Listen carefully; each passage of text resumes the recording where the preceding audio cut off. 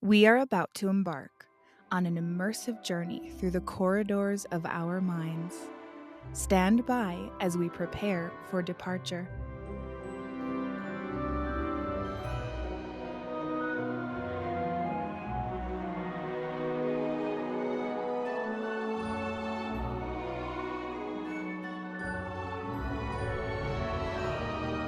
Welcome aboard, everyone, to the Productivity with Peace of Mind podcast adventure. Our journey will begin in just a moment. Inhale deeply and exhale. Our voyage takes us on a captivating tour, diving deep into the intricate layers of our thoughts and imagination. Brace yourselves for the complexities of our evolution. For a safe and enjoyable journey, stay seated, secure your helmet and protective goggles, and keep hands, feet, and legs inside while the ride is moving. Now relax and enjoy.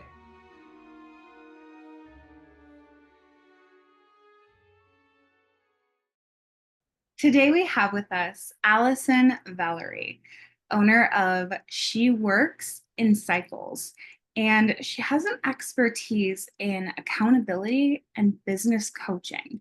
And today we're going to be talking with her about how we can achieve our goals without the overwhelm. So, really aligning that productivity and accountability. Welcome, Allison. It's so great to have you. Lindsay, thank you for having me. I'm so looking forward to chatting with you, chatting with the audience, and hopefully giving some insight on productivity and accountability. Thank you. Well, and I want to jump right in to talking about why productivity really isn't about doing more. You and I talked about this when we were planning our episode on some people think productivity is just like cramming in as much as you can or getting a whole bunch done. And that's really not what it is for us. It's about doing what matters most. So, how does that show up for you and how do you work with that?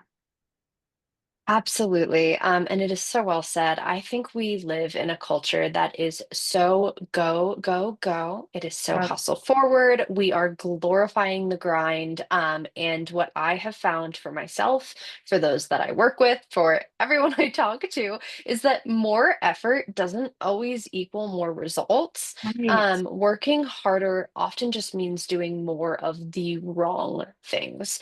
And there Yeah. is absolutely a hidden cost to hustle. As much as it is glorified in Mm. our society, overworking is just going to lead to decision fatigue, burnout, disconnection from your intuition.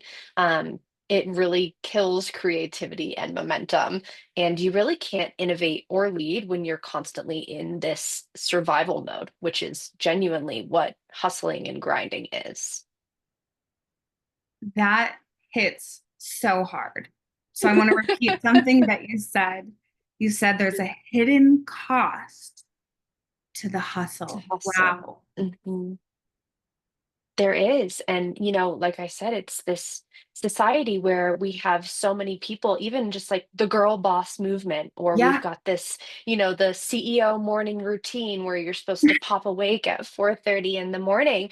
And if you are like a very early morning chronotype and you want to wake up at 4 a.m. and be productive, that's amazing. But that's not something that we should glorify or look up to as an entire culture. And you can still be productive and successful without working every single day and every moment of the day. I think people really forget that. And it's really like productivity is not about output, it is about your impact. And Mm. so, what's actually moving the needle is often not what we see Right. filling up your calendar. We are not meant to operate 100% of the time. We're not meant to operate the same way throughout the month, throughout the week. We see this very much by Friday afternoon. If you are working a 9 to 5 Monday through Friday, I think we can all agree that the productivity is not consistent throughout the Oh, week. And yeah. trying to force yourself into this go mode at all times, it honestly just leads to diminishing returns on your effort. Yeah. Absolutely. So, how do we start to understand aligned productivity? Like, what does that look like in order to find like clear goals, being intentional with our actions, like you're talking about, and then following through on those things to make that impact that you are talking about. Yeah, absolutely. So aligned productivity is, I mean, that right there, aligned productivity. I think so often we are in the trap of busyness versus that actual progress. Yeah. We are feeling productive, and it's often just a distraction in disguise. So we have this illusion of progress without any meaningful results. I really think that more is going to lead to burnout, whereas aligned is going to lead to momentum and ongoing success. So when your actions are going to match your values, your goals, progress is just going to feel lighter. It's going to feel more consistent. And what I always say here is to focus on you and what you do best, what you want to offer the world, and if there is something that is not aligned with you, whether that's on a moral values basis, whether that's just not a strong suit in your business or in your company or your work, um, it's really about like realizing that, honoring that, and giving it to something else or someone else. So I'm a huge fan of delegation and automation and creating systems. And I think that being able to really sit with yourself, figure out what is aligned with you, what is aligned with your higher purpose, what you actually enjoy doing, what you want to offer the world, and what doesn't drain you is so wildly important. I think, honestly, just realizing that we all have strengths and weaknesses and leaning into the fact that our weaknesses can often be passed off or handled in a different way.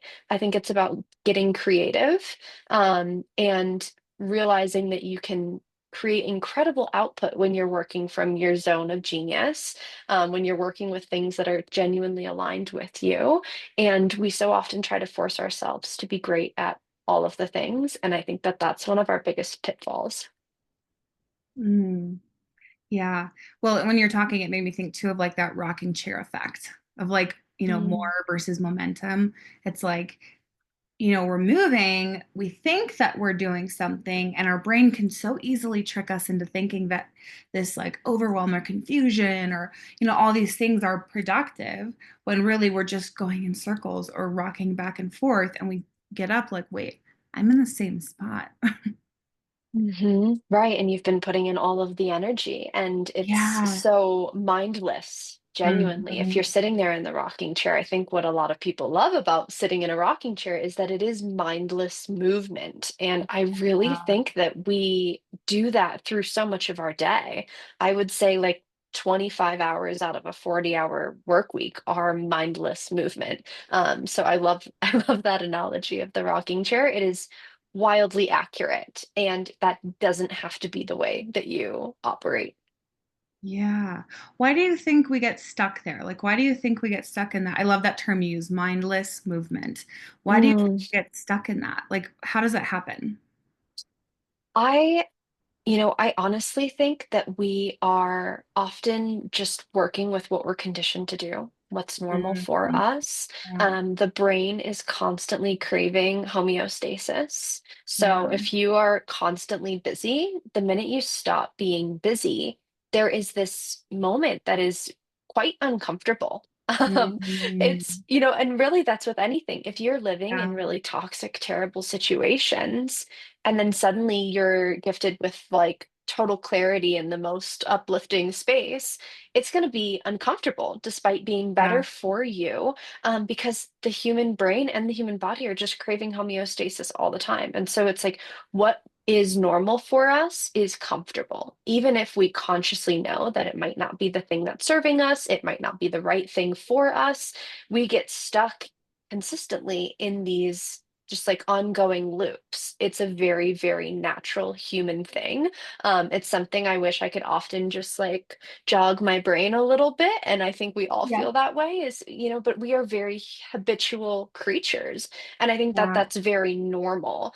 And recognizing that there's nothing wrong with you if you feel like you're spinning Mhm. your wheels, that's not a character flaw. It is not a problem with you or how you show up in the world. It is a very natural human experience, and it can change, but it is very natural to be stuck in that. I just love what you said there. Like, it's not your fault, right? Like, you didn't choose this. You're not here intentionally. And there's something you can do about it. So, someone listening is like, oh my gosh, I've totally been in that cycle.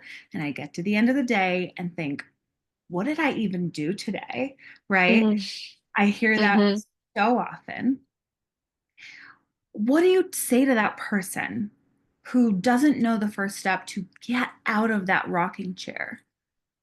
Mm, that is such a beautiful question. And I agree that I hear that echoed all of the time. And we have, so many of us are working, hustling, grinding all day long, and then have that moment where we slump down on the couch after work or sit down for your evening meditation.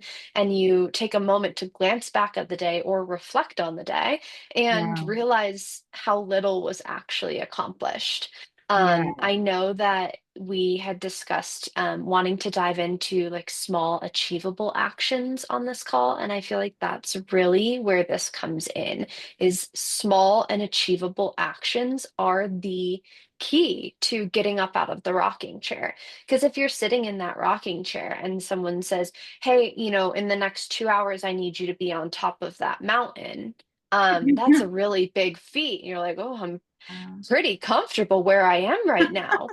But if you realize that the first step is actually we're going to firmly plant our feet on the ground and stop rocking for a moment, Mhm. then we're going to stand up, and then we're going to take one step and then another step, and then we're going to be off of the porch. Those smaller actions take so much less space in our brain, honestly, when you think about, okay, step one, stop rocking. That is so much easier. And of course, it would be the logical step. If someone like really held a fire poker to you and you had to get up the mountain, like you would naturally take that first step of stop rocking, Yeah. stand up. But Mhm. we don't think about that. And when we think about the huge things we have to accomplish, especially I work with a lot of entrepreneurs, and like you want to launch this thing, you want to make $100,000 this year, you want to get it in front of 100,000 people, whatever it is, like that is such a huge task. And Yeah. if you look at it as just like, God, how am I going to get in front of 100,000 people? There's Yeah. this overwhelm, even saying that. And I'm a pretty calm and collected person. There is a part of me that moves into this stress response of, Yeah. well, how am I going to make that happen? And I think the Mhm. reality is when you have a big goal, to just ask yourself that exact question is, how am I going to make that happen? And starting with small, achievable steps to do that. So, consistency is going to be your intensity every day out of the week. It is taking small steps regularly and creating that momentum.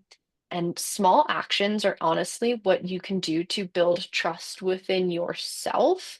So, every time that you're following through, you're proving to yourself, I am someone who follows through. And I Mhm. think that that is so often where our narratives of ourselves and our shortcoming come into play. I talk with so many people who are just convinced within themselves, like, oh, well, I have a hard time taking Yeah. action, or I Yeah. have a hard time reaching my goals, or, it's not possible for me to get here because I'm not the type of person who can XYZ. Yeah. And when we give ourselves permission to step outside of how we have self-identified with these pitfalls in our productivity, then we can really realize that anyone can do anything for 30 seconds. Yeah. Anyone can take that first small step. And that's all that we're ever really asking ourselves to do is to take that first small achievable step. Yeah. When I think when you translate getting out of the chair and just stand on 2 feet, for me, what comes up is like, okay, what does that mean in real life? Like when you translate the analogy, right? And it's like stopping everything you're doing and reassess. Would that be a correct interpretation?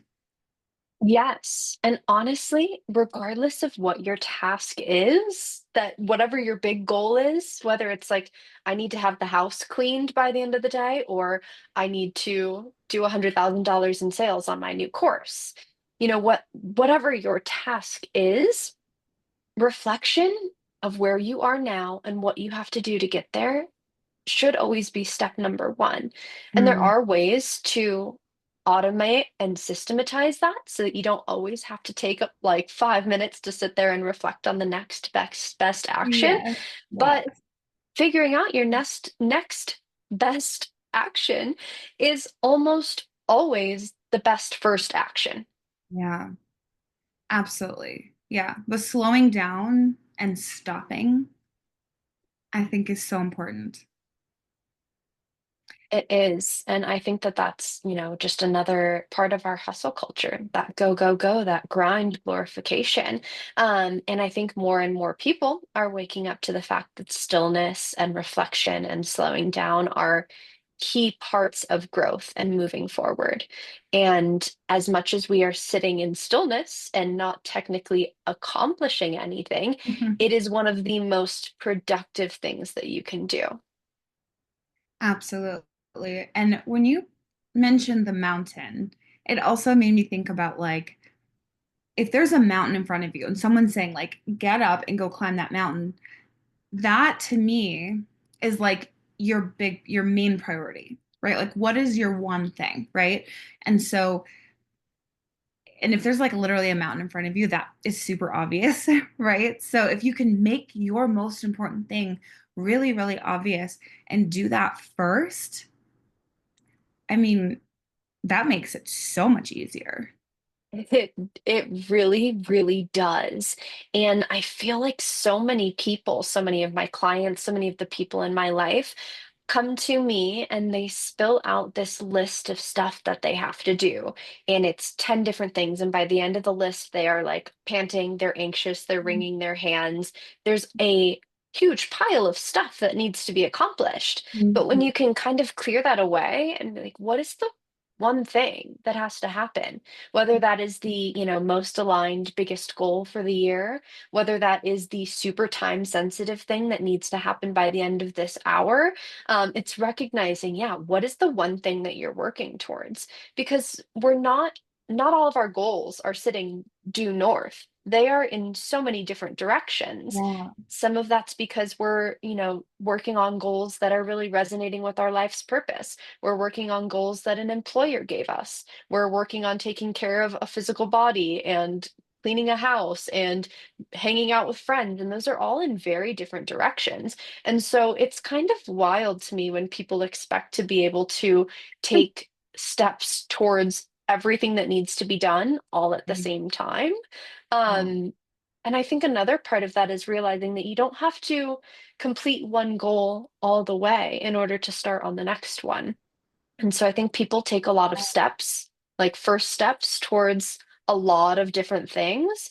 And then because they're moving in a lot of different directions, they give up on half of them and then they, burn out on the other half of them. Yeah. And when you talk about like if they make this list and then they feel like really overwhelmed, Mhm. for me it's all about breaking it down and like what goes where. So if you're Mm. like physically looking at a mountain, there's steps, right? First, you have to like walk across the flat land to get to the base of the mountain, and then you got to walk up the foothill, right? So there's like steps, they have to go in order. You cannot step from here to the second foothill like in one step, right?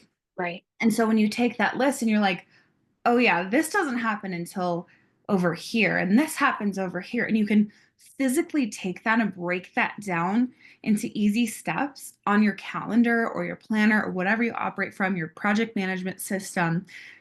Mm. Then all it is just showing up, like you said, for each next step. Right.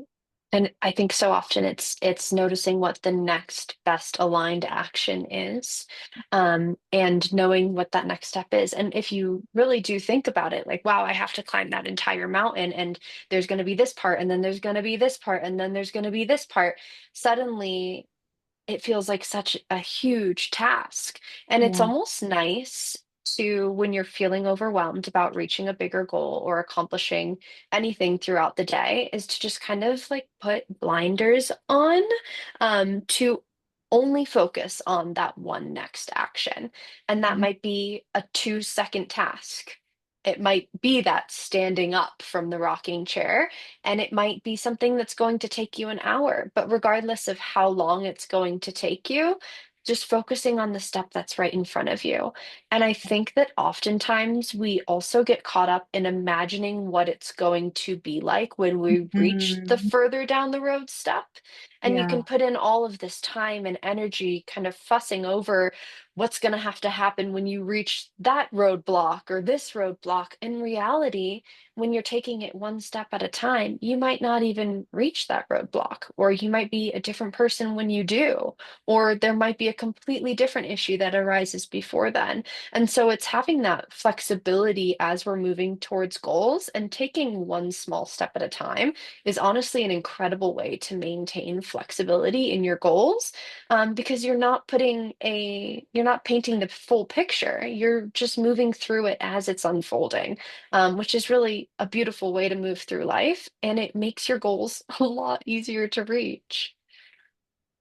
Yeah. I think what's so funny is like we think that if we like worry and stress and try to control everything in every step of the way, that that'll like help it be better. But in reality, what makes it so much easier, and we were, joking before, we like easy breezy, right? Like easy breezy cover girl.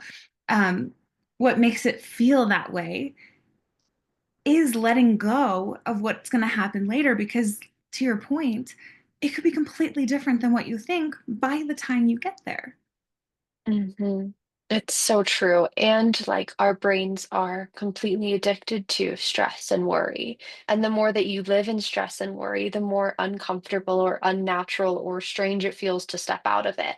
And I think it is hard for us to admit, like, I'm addicted to stress or Yeah. I love stress. Nobody Yeah. really feels that way, but it's that habituation in the brain. It's just that momentum. When you live so much of your time in stress, more stress is a very, very natural next step for the brain to take.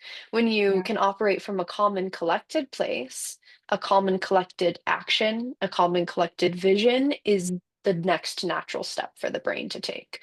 And if you are someone that finds yourself in constant stress, in constant worry, there are so many beautiful tools that you can take to disrupt that pattern in your brain, even for just a moment. Meditation, of course, is one of those that can be incredible. A 30-second meditation practice throughout your day can disrupt that pattern in your brain. I know we use a lot of tools in like trauma response or within therapy. I think people are learning to ground themselves. So if that's, your five senses, what can you taste, what can you see, what can you hear? Little practices like this throughout the day are an incredible way to stop the brain in its tracks, stop that cycle of worry and stress. So if you are listening and you are stuck in this cycle of stress, worry, like being overproductive, whatever it is that's stopping you from reaching your goals, it's not, you're not broken. This is not the end all be all. You do have an option to slowly condition yourself to operate from a different space. Yeah, amazing. Well, and one of the things you talked about to make that easier and make it a better space is these systems and automation. So what do you mean by that? Can you help them understand? Yeah, so I think it is crucial to create systems and automations to support your consistent progress towards your goals throughout life, just so you can stay on top of everything that it takes to be a person operating in our society, which is a lot. I get it. The thing is that systems are often thought about as being like really stuffy or rigid. And the reality is that systems help reduce decision fatigue. So Yeah. when a process is already set up in your business, in your life. You don't have to waste the energy figuring out what to do next. You don't have to consider the next best action. It is already laid out for you. Good systems are going to make follow through so much easier. They take the willpower out of the equation and they create structure around your goals. So many people fail because they are relying on inspiration and willpower, which will get you pretty far pretty quick, and then you will hit a wall. And if all you know how to do is use willpower to reach your goals, I bet that you've found that you are not reaching your goals with as much ease as you think. Let's use the example of a New Year's resolution because that is like the hottest time of year to Yeah. have all of the willpower, all of the motivation to reach your Yeah, goal. Yeah. for So you sure. decide that you're going to go to the gym every single day. And in the beginning, you wake up and you're like, yep, this is it. This is my year. I am going to the gym every single day. You've got that willpower. You make it to day 3. It feels amazing. Day 5, it's great. Day 7, you're kind of tired. And then by day 25, you realize that you only went to the gym the first like 6 days out of the new year. And now you're bumming yourself out and you're getting down on yourself for not reaching this goal. And so much of that was because you had this incredible burst of energy, this incredible willpower surrounding your new goal. You know how much better your life is going to be. And so you're using willpower and motivation to drag yourself to the gym every day. That is not going to be sustainable, as we all see and we've all experienced in our lives. And so creating systems helps you remove the willpower equation. So, for this example, having a system where you stop every day at the gym for just 20 minutes on your drive back from work, or having a system where on the days where you can't make it to the gym, you just do one walk around the block. So, it's having these Mhm. alternatives that allow you to still make momentum without being rigid, that can kind of free you from that willpower trap that we often fall into. Yeah, why doesn't that rigidity and using our willpower work? Because, if I'm listening and I'm like, well, I have a lot of willpower. I'm really strong. I can like push through and do a lot of things. Like, what would you say to that? Mm, yeah, that was me for so long, Lindsay. I Me can't too. even tell you. And now I rest a lot. Um, Yeah. so I'd say that we all have very different brains. We have different bodies. We have different rhythms. We have different times throughout our life where we do have a lot of willpower and times where that may fade. What works for one person or what works for you in this season of your life might totally drain you in another season of your life. And rigid routines and rigidity in general ignores real life situations. So life is not going to be linear. Your schedule should not be linear. When you try to force consistency throughout energy fluctuation, it's going to lead to frustration and burnout. Yeah. So you cannot expect that you are going to be able to show up the same every day. And flexibility is going to create sustainability for you. So you are more likely to stick with a rhythm that can bend without breaking. And your routine should support your energy instead of suppressing it. So if your structure doesn't adapt to your season, your cycle, your capacity, wherever your energy is that day, it isn't working with you. You are working for it.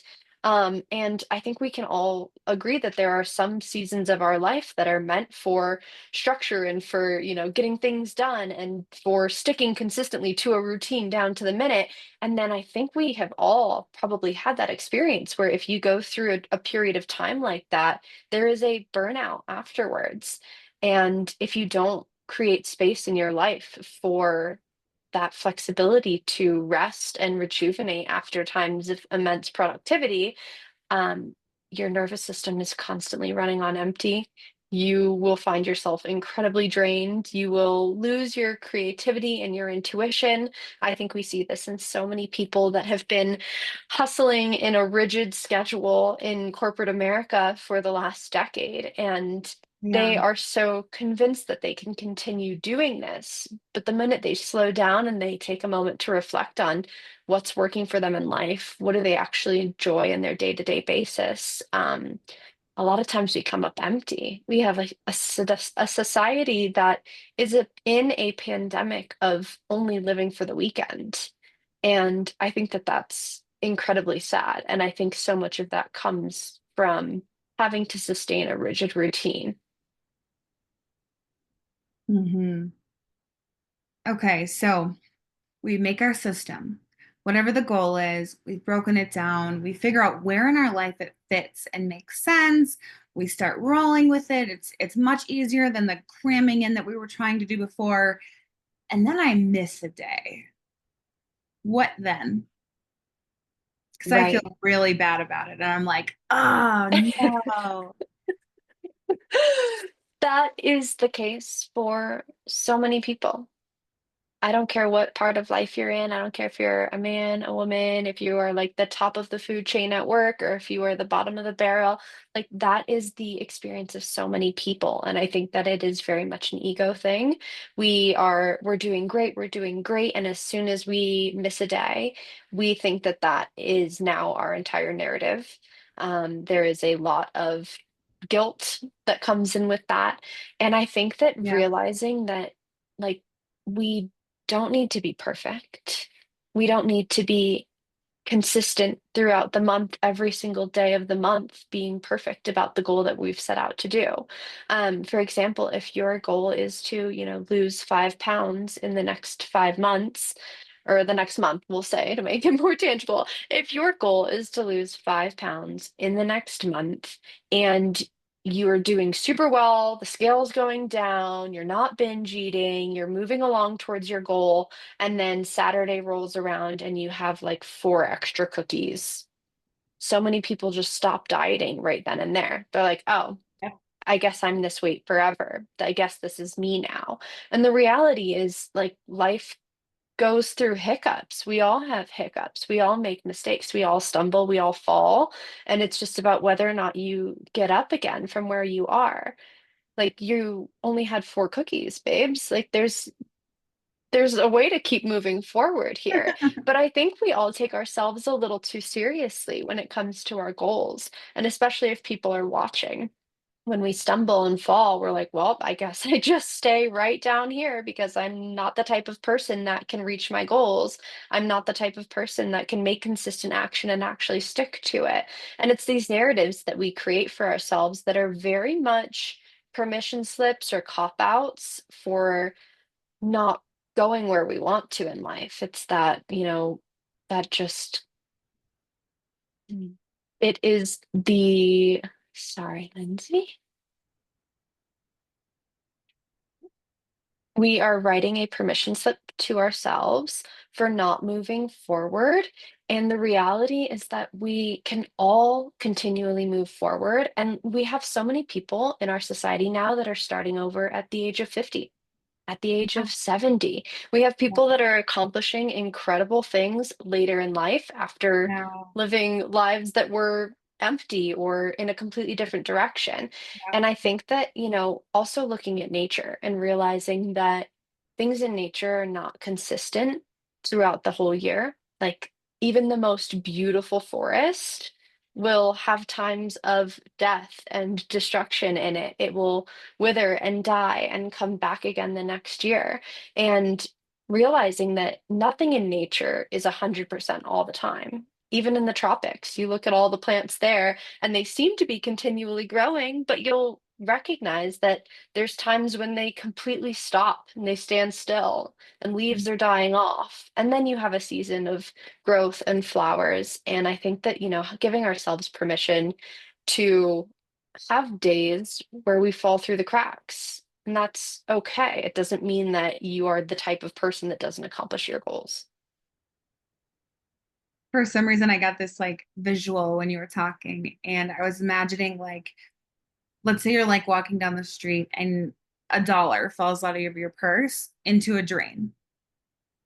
Are you then going to take the rest of the money in your purse and throw it down the drain? Right? Because that's kind of what you're doing when you're like, oh, I ate 4 cookies. Now I'm just going to go eat a cake. you know? But that's what we do. Absolutely. Like it's funny and we It laugh, is. but it's what we all do or It naturally, is. you know, move toward. It really is. And I think, again, it's a very natural human experience. And we don't see the people that we're idolizing, we don't see them slipping up because they're not putting it on blast. I think Right. like I mentioned, I work with business owners, and so I'm going to relate this to them that when you're building a business, say you want to sell an online course, Instagram is full of all of these course creators that are making millions and they are doing the thing. And you look at them traveling the world, taking their vacation to Bali, working 10 hours a week, and Mhm. that's what you see. And Yeah. you're making all of these stumbling motions. You are stumbling, you're falling, you are not making the sales. You make sales one month, the next month you don't. And all you're seeing is that now they've left Bali and they're going to Norway on holiday and they're still just making millions of dollars in sales. They are not advertising the fact that between this trip and that trip, they had a huge crash in their sales. Yeah. They lost their two biggest clients. Their business actually didn't make any money last week. There's so many things that we just don't advertise to the rest of the world. I think that we so often just don't realize that other people are also stumbling and falling, that Yes. other people have days when they fall back. Even the person who has the most consistent and amazing weight loss journey and goes from 500 pounds to 150 had days when they weren't making consistent progress. They had months where they weren't making consistent progress. And all that we see is the result at the end. And so I think when you can honor and realize that you're not going to make consistent results throughout the entire experience, um, then you can give yourself a little bit of leeway to recognize that nobody blinks overnight and has accomplished everything they want to. Yeah. Absolutely. And I love how like weaved through all of this, all that you're talking about is like the narrative and how we're thinking about it and how we're perceiving what's happening with others, what's happening with ourselves. So it's a lot of mindset, right? So how would you define or like put into a little package like what is that mindset shift that we have to make in order to have that longer term success with that peace of mind? Mm, I would say that an abundance mindset is genuinely the key to living a Yeah. healthy, productive, happy life. It is going to lead to better long-term decisions, Yeah. long-term success. Um, so scarcity mindset is going to create short-term thinking. You are going to make reactive choices instead of strategic choices. You are making choices out of fear, out of a space of lack. And so switching into an abundance mindset, it creates space for you. Honestly, it's that inherent trust that there is time, energy, opportunity, money out there to be made that allows you to make calmer and clearer decisions. That's going to shift you from what if this doesn't work to what is the next best aligned action, that next step, that first step that we've been discussing. And I think that operating from a space of trust in yourself and that abundance is available to you, it is inherent to you, it is one of your birthrights, that mindset and that realization unlocks a lot of the shifts that we're discussing. Yeah. And to do that and make some of these changes does require some level of accountability, right? And one of the best ways I've, heard to think about accountability is that really no one else can hold us accountable and we cannot hold someone else accountable. We always say, right? Like, hold me accountable to this. But like really what's happening is they're aware of it so that we feel more supported and then we are actually holding ourselves accountable, right? So we're the only ones that can actually Mhm. do that. So how do we do that and make those changes without this like pressure or guilt or shame like, oh, like, I have to do it. Like a lot of times too we can like turn and be like really mean to ourselves because we think that's like how to get it done. Yeah, that is So true. And I would say that accountability is one of those like catch 22s. We really wish that we could just push everything off onto someone else. Yeah. It's one of those things whereby like having someone hold you accountable, you are essentially saying like, I don't want to be the one that's accountable. I don't want to have to be the one that's taking these actions. So you're so Yeah. right. I don't That's want to do the so work. like you can't. Right, you don't want to do the work. It's hard. It's hard to do the work. And it is hard to stay accountable to yourself. Yeah. I think that having an accountability system is really Mhm. important so that you have people in your life that are rooting for you and are there to support you. But I'd say that accountability should really be about pressure. Or it should not be about pressure. It should be about support. So accountability often gets a really bad rap. Um, Yeah. because people imagine their mom like looming over their shoulder of like, have you gotten your homework done? Have you cleaned your room? And I think that real accountability is not about being watched, it's about being held. It Mm, is someone that's helping you stay connected to what you set out to do, what you said you wanted in this world. And even if that is, you have to be held accountable at work, for instance, and it's not something that you genuinely want to do, but it is something that you intend to do. And yeah. having an accountability system, just people around to watch, witness, and celebrate your movement throughout your Mm, day and towards your goals is a huge thing. And I think, it's really about partnership. It's not about punishment. And it's all yeah. about creating a safe space where you can be honest about what is working for you and what is Mhm. not. So you mentioned shame. And I would say that supportive accountability really helps you course correct without the shame. So it's not about why didn't you do this? It's about what got in the way and how can we shift. Mm, And I would encourage you, even if you are your own accountability system, this is a really powerful reframe for you to use for yourself. So when you hit a wall, and you're not accomplishing the thing or you didn't get X, Y, and Z done by the end of this time frame, instead of getting down on yourself and feeling that shame and again creating that narrative in your head of I'm not someone who can accomplish these things, or I'm just not someone who can, turn around and do things in this amount of time. Instead of doing that, you need to sit down and reflect with yourself and what mm, got in the way?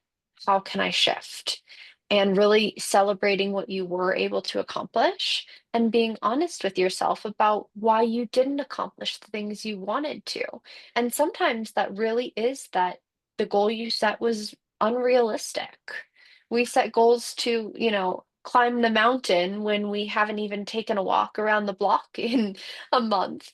And yeah. so we really need to be realistic about the goals that we're setting, and when we are reflecting on why we did or did not accomplish something, I think it's crucial to just recognize, was it me? Was it an external circumstance? Was it that the goal was unattainable? And shift accordingly. Yeah. Yeah, absolutely. Well, I love how you call it an accountability system because then it's like all the pieces are working together versus like you're my accountability partner. Like I want you to hold me accountable to this, right? And then like every time someone says that, I'm always like, so what is it exactly you want me to do, right? Because like I said, we can only hold ourselves accountable. So I love the idea of that it's like about that support and that system that you're putting into place. Right, absolutely. And I think that another pitfall that we see with accountability partners or accountability buddies, Yeah. is that so often there is a resentment that builds up there. Mm, My mom would always say that about with in like partnership or in marriage, like yeah. don't be the person that your husband has to be accountable to because resentment builds up very naturally. Okay. Yeah. And it's hard to avoid when you have someone that's checking in with you like, Lindsay, did Yeah. you do that thing? Did you do that Yeah. thing? Even if they have the most amazing intentions in their heart and you asked them to check in with you, Yeah. eventually there's a resentment of every time you see that person, like, "Ugh, They're going to ask me if I did the thing. I didn't do the thing. And so that can become incredibly uncomfortable when it's your most intimate relationships or your personal Yeah. relationships. And so I always encourage people to find accountability outside of their most intimate relationships. And Yeah. oftentimes that is automating or systematizing. And so that can even be setting a reminder in your calendar to check in with yourself, Yep. especially if it's something that's, vulnerable and you're not ready to bring someone else in. Like, please set a reminder in your calendar for 2 weeks from now. That's going to be a little Mhm. pop up to be, where are we on this journey towards XYZ? Or have we accomplished this? I think it's an amazing tool to be able to leverage technology so that we don't have to lean on the people in our lives for accountability. Yeah, I love calendar reminders. And there's so often, whether it's like a reminder in my phone or a reminder in my calendar or follow up, like you said, like 2 weeks later, set it and forget it. It pops up. And like, I'll ask myself questions like, did you do this? How do you feel about this? Every Friday, or no, sorry, every Saturday morning, I have on my calendar, like, what do you want to celebrate from this week? Mm. Because I forget to celebrate. And so it's not up to someone else to make sure that I do that. It's up to me, and that's my system for it. I love that. I think that is so beautiful. And you're so right that we do forget to celebrate. And we often forget to celebrate the small things. We take ourselves out for dinner when something big happens in our Yeah. lives. We pop the champagne. But the reality is that that's only celebrating the end result, the end goal. And I think that that's so much of why we feel like consistent action is maybe not worth it or is hard to take because there's almost no like benefit of it. We're very wired for like short-term Yeah. returns. We Mhm. love, love, love something that turns around and immediately gives us a reward. Yep. And so many of our goals are long-term goals or long-term projects or our responsibilities are played out over long periods of time. And if we don't stop to have that Saturday morning calendar reminder to celebrate what we went through this week and what we accomplished, then so often that we just feel like we're trudging along and just doing the bare minimum and we're not celebrating our wins. And little things are happening every single day that are cause for celebration. And I think that's a really beautiful, beautiful way to approach that. Thank you. Yeah, and I agree. There's so many small things that if you don't pay attention can pass us right by. So we've covered a lot of cool things today, and I just love your perspective. And I feel like there's so many things that you've said today that I'm like, oh, that's like so quotable. um, but if we were to look at like the one most important thing, what would you think that is for us that you want us to walk away with, or go do, or remember if we remember nothing else from this episode? That is an amazing question. And I'd say that I am very much a doer. I am a strategy first kind of implementer. Yes. And I would say that I would love to just have people be able to implement something walking away from this episode. And so I would say pick one goal that you have Mm, been avoiding and mm, you break it down into the smallest next step. So yeah. it's that rocking chair. It is the standing up. You are not going to look at the whole project. Just look at the very next thing you can do in 10 minutes or less. And then put it in writing, put it somewhere you can actually see it Yes. because our visual clarity equals mental clarity. And if it's something that you're about to get up and do, maybe you don't have to write it down. But even if it's a task you want to take care of this afternoon and all it is a note in your phone, putting it in, cementing it somewhere is crucial. And then schedule it and treat it like it actually matters. So even 15 minutes of focused action can build your momentum. And sit down and also ask yourself why this matters. This might not be a huge thing if your goal is to like clean off the countertop in your bathroom. But if you've got something bigger that you're working towards, like bonus points for sitting in that stillness and reflecting. Because when you reconnect to your why, it helps you follow through when motivation fades. So, being aligned in your actions is absolutely crucial for making consistent momentum. And I think having that moment of reflection, that moment of stillness, especially when we're setting bigger goals or when we're assigned a bigger project, to sit back and reflect on, why am I doing this? Why does it matter? Why does it matter to me, my loved ones, the world on the whole, the company that I'm representing, whatever it is? Take a moment, sit in stillness. Why are you taking this action? And what is the tiniest little baby step that you can take moving forward from here, and go and take that step first? I love that. Thank you. And I think it's just, so important and so meaningful how you have helped us understand really how to like break that down, get clear on like, where is our mountain? What is our mountain? Right? What direction do I want to go? How to get out of the rocking chair and make it easier on ourselves through those mindset shifts along the way. And you have some free gifts for us. Do you want to share with us what those are? Yeah, I do. I am all about adding value as much as I possibly can. I feel like the world is such a better place when we can all share our gifts with the world, and support each other and uplift each other. And so that is a huge part of what I like to do, is offer free value, free gifts. Everybody loves a little goodie bag. So for the listeners today, if you want to head over to my website, so that's sheworksincycles.com. Sheworksincycles.com. You will find a free training there, that is 5 steps to reclaim your time by working with your energy. It is a proven sustainable strategy to grow your business without burnout or hustle.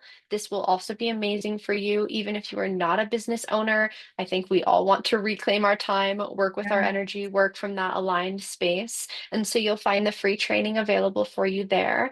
I also have a free workbook. It's How to Work with Your Energy, a cycle-based business workbook.